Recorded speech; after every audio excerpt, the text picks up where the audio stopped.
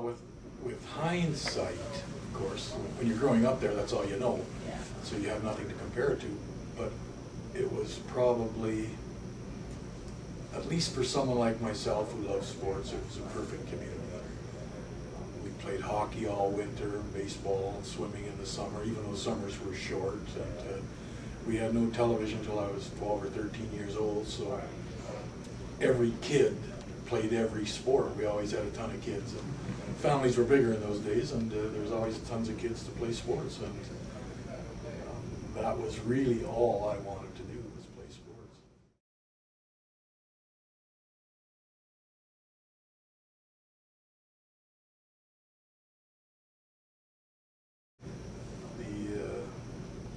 The community was way up north, and it was a small community, 10 or 12,000 people, and of course we would have our all-star teams that would go down south and play Winnipeg, the city. So of course it was us against the world. In a small town from way up in the north, we were those spoiled guys from down south. We just wanted to beat them. And the year that I come through had a lot of really good players from Flin-Flon, so we used to go down there and beat them. From the time I was 12 or 13 till I was 16 or 17, we'd wax them. It was a great feeling when you're, beat those spoiled brats from the city.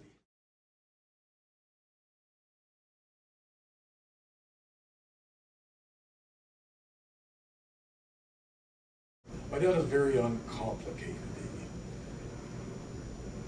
He always said, you get nothing for nothing. A man has to work. And there was no ifs, ands, or buts in his mind about that, but a man has to work. And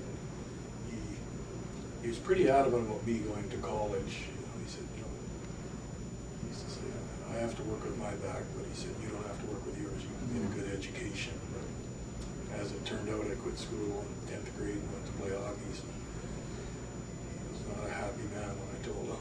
Yeah. But he said, you better make sure you're making the right decision.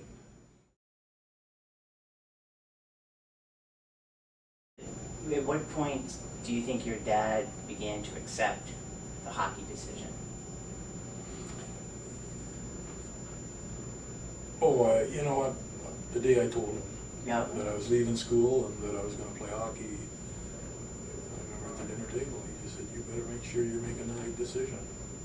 But after that, there was nothing he could do about it. Anyway, I was 17 years old, and he didn't, I guess he just felt that even if I failed at hockey, I was going to be okay in life somehow. Yeah. It wasn't like at that time that I was going anywhere in hockey. Like, he didn't know I was going to make the NHL. I didn't know. All I knew I was going to play junior hockey and see where it took me. So, but he didn't seem to have any concerns that I was going to be able to make a living.